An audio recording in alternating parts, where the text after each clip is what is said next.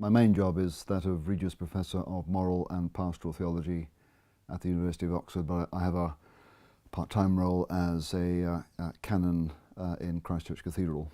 Okay, interesting. Can you tell us a little about your journey into this current position? When you got interested in academia, maybe what you studied in undergrad, and how you find yourself in this current place? Well, that's quite a long story, but I'll give you the highlights. So I started off in university reading history, and history has always remained my preferred reading. And where was that? That was here in Oxford. Here in Oxford. And this was in the early 1970s.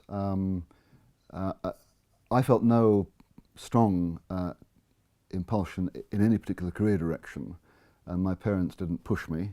So I just followed my nose, and so far experience had taught me that I was quite good at academia.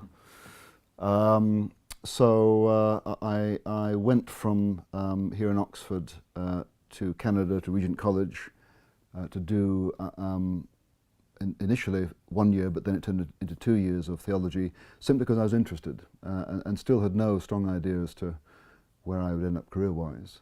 Things may be different in the current climate when I think students are more job-oriented, but in those days, people like me could afford to wander around a bit. So how did you make the move into theology?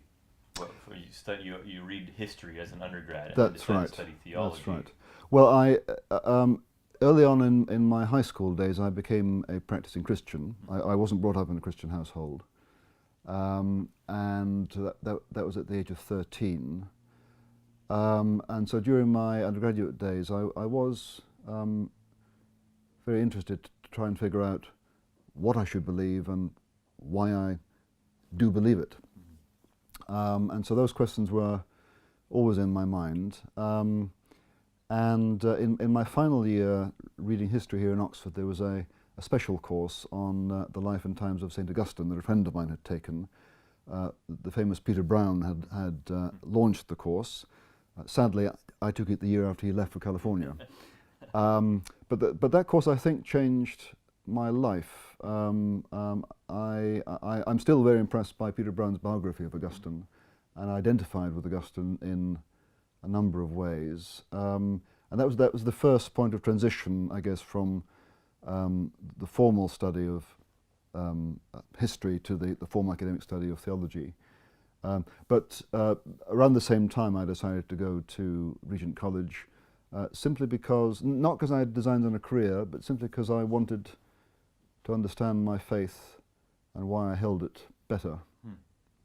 So you find yourself at Regent studying theology for the sake of your own understanding of theology. Yep. Eventually find yourself as Regius Professor of Moral Theology at Oxford. Right. So how did we get from this kind of amateurish, casual pursuit of theology to Fair enough. where you're at now?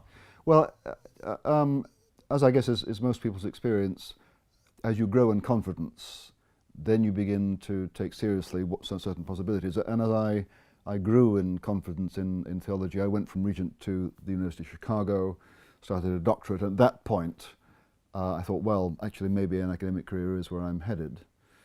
And so I finished a doctorate in Chicago, got a post back here in Oxford in 1985, not in the university, but in an evangelical Anglican research institute, and was there for 6 years, at the end of which I finally decided to think about ordination into the Anglican Church.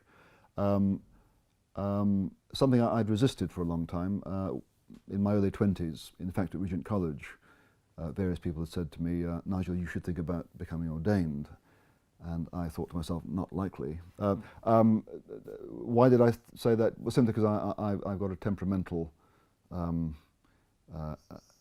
allergy toward institutions. I don't like being consumed by institutions, and the church threatened to consume me, so I wanted to keep it at arm's length. But eventually, in my early mid-30s, it just seemed to me that it was about time I took public responsibility for what I believed.